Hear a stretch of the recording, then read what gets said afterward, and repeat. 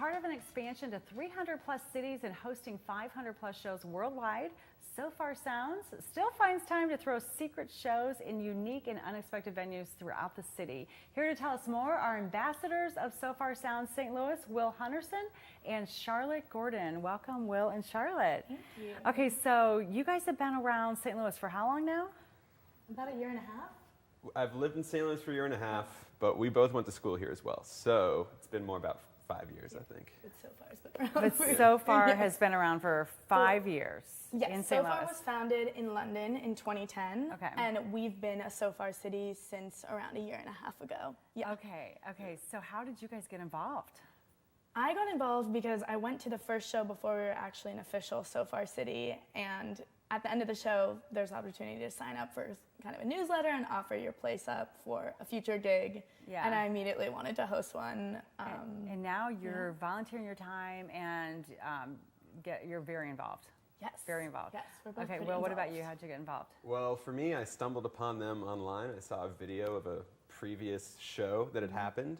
So I looked them up and saw that St. Louis was hosting shows as well. So I went and I had some conversations with the people that was there, and everybody was really welcoming. Yeah. And it was something I knew that I wanted to be involved with. So. Okay, so the basic premise is there are concerts around St. Louis. Are they always in secret locations? Yeah. So You're not going to know where you're going until the day of. You're going to know the neighborhood, but I think the morning of you get emailed the actual address. Maybe it's the day before. Okay, Yeah. so what's the point of it being secret? I think part of it, I mean, the whole idea is like bringing the magic back to live music, and it's about creating these really unique experiences that are unexpected, and you don't really know what you're going to get out of them. You know you're going to go to a new location. You know you're going to be surrounded by music lovers. You don't know what genre you're going to be listening to. You don't know the artists. And you get there, and it really is always a magical experience. I don't know. And I mean, yeah, go ahead. Well, what we've found is that right now, music listening and going to concerts there's a formula that's involved, and everybody knows what to expect when they go to a concert. They buy their ticket, they know the venue. But this is really just us trying to mix up the formula and create memorable experiences that don't really blend in with the rest. And it kind of takes you back to this time, hundreds of years ago, where music was based in people's homes. Yes. And created there. Absolutely. And so it's like gather around the piano kind of thing. Exactly. So is that sort of what's going on here? Definitely. And recently we converted to like a flat ticketing rate model, but before it was donation based just a few months ago, and it's still relatively cheap, but the idea is just donating the money. All of it goes to either the artist, the videographer, the sound guy, or towards promoting Sofar in general, so we can throw more concerts, but it really is just kind of a grassroots music movement. Okay, and Will, who's choosing the artists? Well, that's a group effort, actually. So there's kind of two ways that we choose artists. Number one, anybody can apply and show us their music and say, hey, I'd love to be involved. But also, we go around St. Louis a lot and just go to a lot of local concerts. And if we see somebody that we think would be a really great fit for a concert and that we want to kind of put their music out there, we'll approach them and we'll say, hey, we're Sofar, do you want to get involved?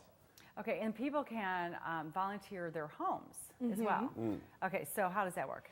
So you just reach out to us. Our email's on the website, and we'll visit your house, see if it's the right kind of space for a show, which is usually just ensuring that there's a large enough capacity for a minimum of 50 people, which includes kind of volunteers, bands, friends of the band, and then we do a show there. So you match the music to the home to a certain extent. Yes.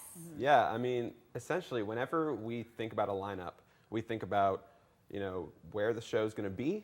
We think about who would be a good fit to MC the show, and it's really just to make sure that the whole experience is as cohesive as possible, so that everything that goes into this experience is going to make it seem wholesome, and it's going to make sense and keep the audience engaged and kind of keep that intimate feeling that we're going for. Yeah, wow, this is really incredible right here in St. Louis. We're going to take a quick break, and when we come back, we're going to talk about some of the upcoming shows. So stay with us at STL Live. We'll have more with Sofar Sounds St. Louis after this break.